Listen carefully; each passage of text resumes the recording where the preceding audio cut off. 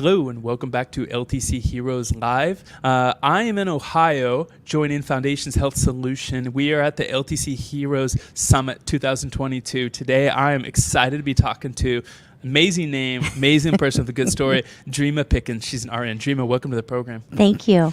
Dreama, this morning we did a whole bunch of workshops and we all shared a story with someone we don't know, a special story about long-term care. Yes. The person that you shared your story with nominated you to join me on the podcast. What was your story? I told him how I was at work. I work at Rockland Ridge, and one of the nurses had to leave for the day, and her hall had a resident that was actively dying. And so the unit manager came out, but she didn't really know the family, and I was friends with the family. And so I called the family and told them, that she had really taken a change for the worse and that they needed to come. And they came. And so then we stood around her bed. We moved her into a room by herself and got her all situated. And she was in and out of it. And we stood around her bed, and they let me join in, and we sang hymns, her favorite hymns, to her. And every once in a while, she would open her eyes and just look at her different family members and smile. And then her favorite hymn was Amazing Grace. And so we all sang that, and you could just see the comfort and peace coming over her. And she just died really peacefully. And that was quite honorable for me to be in there with them and that they let me share that passing and their grieving and be part of that. I'll never forget it. Oh, what an amazing story. My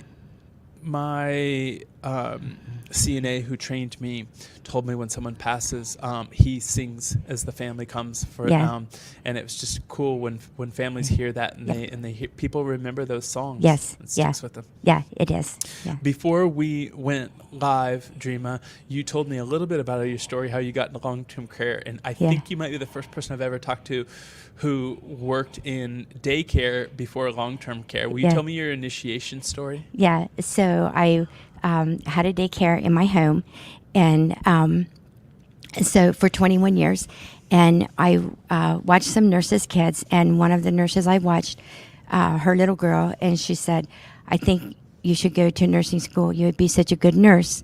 But wait until Peyton gets in kindergarten. And so I did. I went to evening and weekend nursing program, watched kids during the day, went to school at night and on the weekends. And so when I got into nursing, I was like, oh, I'm going to be a baby nurse. I just want to be, a pediatric nurse, take care of little kids, to continue what I had done for 21 years. And so we went to clinicals, and we went to long-term care for our clinicals, the first time I'd been there. And there was a lady just sitting in the hallway by herself in her chair, and no one was really paying too much attention to her. And so I went over to her and started talking to her and talked to her for 5, 6, 7 minutes. And so I told her, I would be back tomorrow. And she said, I asked her if I could give her a hug before I left. And she said, oh, I haven't had a hug for a long time. And so I gave her a hug and patted her hand and told her I would see her tomorrow. And then I was hooked on long-term care. Sometimes that's the only hugs or touch that elderly get is from their caretakers.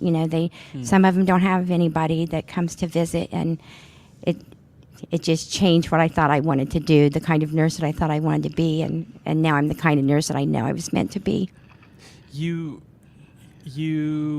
You've been at Foundations for quite some time. How many years? Yeah, 15 tomorrow. Oh, wow. Cool. Congrats. And you were nominated to come here. Tell me how you felt when you heard that. I was overwhelmed, very humbled. My administrator was the one that told me. She wrote a letter nominating me and the management team. And so I was thrilled that things that you do, you don't do things like to try to get any kind of praise or anything, but I was just honored that they saw what I was doing, with the residents and thought it was worthy to nominate me to come here and represent our facility. From the morning that I have a lot of takeaways. I took a lot of notes from our morning workshops, and I'm interested in kind of what sticks with you or what new ways you learn to put words around things that we've gone through. One of the ones that stood out for me was a younger lady who said, we're not hugging as much as we used to. When you just said that, that lady asked you if you could give them a hug.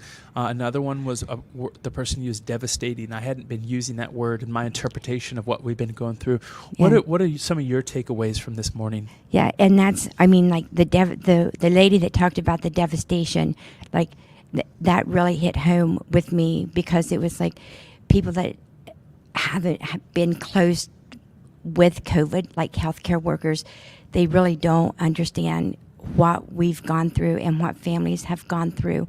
And my friend, my really good nurse friend, she worked on the COVID unit and just talked about how they had to, when someone would pass, they're the ones that had to put them in the body bag and zip them. And we all had a favorite resident that was on one of the Alzheimer's units, and doing him, she had to do him, and she's still broken. She has nightmares at time about it, and it's just like, she'll say, I don't know how much longer I can be in nursing. So I think we lost a lot of good nurses and aides and healthcare workers just in general, not even, from the whole gamut down, to COVID, because they saw too much, and people don't realize, what it does to you. I'm glad that, this company gave us what we needed to have to be safe. We didn't have to worry about having the proper PPE and having enough of it. They made sure we always had enough of it. And so, I'm thankful for that. We were scared to take it home, but they took very good care of us, and they still do. That kind of leads me into the next topic around leadership and leadership style. You obviously, I'm guessing, by the way that you interact and look at Bob Spielman and have the same appreciation for him that I do. Oh, yes. Can you tell me a little bit about the leadership at Foundations? Well, I think they listen. I know if I've brought concerns, they've been handled. And sometimes, they're not handled in the way that maybe you might think they should be. But then after you think about it, it's like, okay, well, that's better, And but they take your ideas. If you have a good idea, they'll take that. They'll listen to you. That's the big thing. It's like you don't just get cast aside with this company. They, if you have a good idea, even if it's not a good idea, they'll try to work on it. They respect their employees, not just the big shots. Because we've had big shots come to our building, and they always come to the floor, and come and talk to us. And Taja, with Foundations, I don't know if you know Taja, but she's an RN, and every time she comes, if there's a call light, she'll just go answer it. She, that's how Foundations are. Nobody thinks they're better than anybody else just because they have a higher title than you. Bob, oh my gosh, can you get any better? He is so down to earth and just makes you want to do better. He makes you want to be like him and always have that smile on your face and, make somebody's day, no matter what we're going through, because we all have problems of our own. But you don't show that at work. You know what I mean? You just 100%. Yeah. How would your team explain your leadership? How would your frontline care workers describe you? A little OCD. I don't like a mess. They come to me even if I'm not their nurse. If they have a problem, I say that they would say that I am very compassionate, very fair, willing to listen to them and work on a solution. And it's true, sometimes they have a really good idea that they think outside the box, and I like to think outside the box, to come to the best conclusion on what's going to be best for the resident and help all of us too. I want to ask you about lessons that you've learned from long-term care, lessons that you take home. And I'm specifically interested in what you learned from working in daycare and working in long-term care, if there's some overlap. Oh yeah, there's overlap. It's full circle. It truly is full circle. Long-term care, I just, it truly, it's the touch. I mean, it's the touch and the stories that they tell, and when they just want to hold your hand and they don't want you to go, but then you only have so much time that you can be in a room, because we are, so busy, and those times are hard. But then there's funny stories, that I'll share with my husband, without names, of course, but I mean, just like little funny things that's happened throughout the day. And I don't know, just seeing their smiles, that's my takeaway from it. I'm paid more in smiles and hugs, and even when we weren't allowed to hug, we had to hug. I wanna ask you about frontline caregivers. And when I asked, everybody in the room to think about what is the description of a great frontline care worker, what came to mind? What are the things that you thought of? Compassion, number one, above anything else. You've got to have the compassion, willingness to learn, team player. You have to be a team player in this. If you're not, I mean, we have a saying at Rockland Ridge, my aides, my nurses, co-workers, it's like, teamwork makes the dream work, and it really does. And so I think, you have to be kind, but there's a time when you have to be a little stern, because, you have residents that don't want to do something, and you have to figure out a way, to persuade them to do what's best for them, even when they don't want to do it. If things get, there's drama. I think you need to nip it in the bud. Not let it get in your building, because it can ruin a good foundation. Who was the person that you thought of or you shouted out loud when I asked you all to give a shout out? Annie. Why Annie?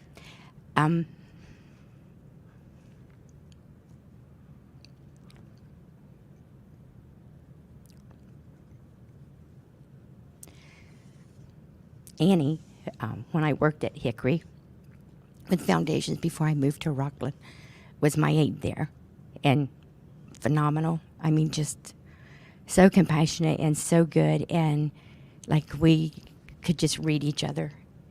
And her husband got throat cancer, and she's actually was supposed to be here, and but he got through that.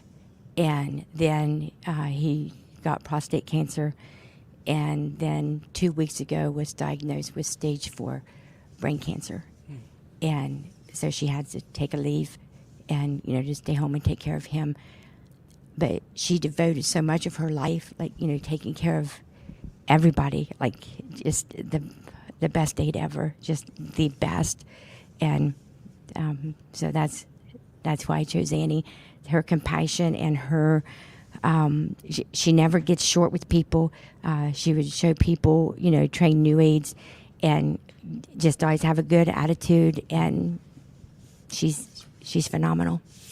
As we start to wrap up here, Dreama, I want to ask you if you have a soft spot in your heart for a certain type of resident, or even maybe a certain type of SDNA.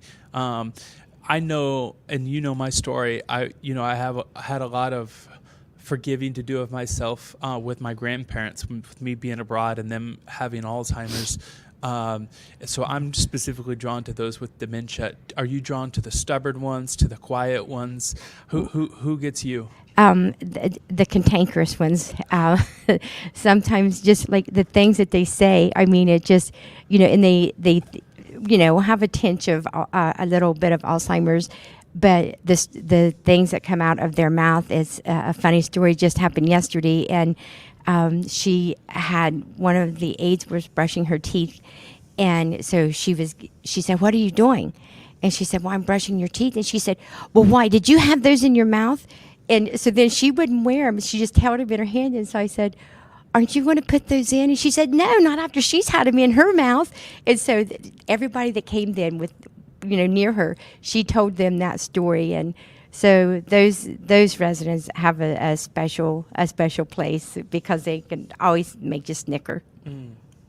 Dreama, thank you so much for joining me on LTC Heroes. It was a real pleasure. I can tell by your voice and your eyes and your story and the way that Bob treats you and talks to you that you're a special person here in Thank you. Foundations for them to have you for so long. Thank you. I'm glad to meet you at the summit. Thank you so much. Oh, thank you so much. It was my pleasure. Want to connect with leaders in long-term care? Go to www.ltcheroes.com to join our community on Facebook and LinkedIn. Get exclusive access to marketing tips, SOPs, and insights from prominent voices in the industry.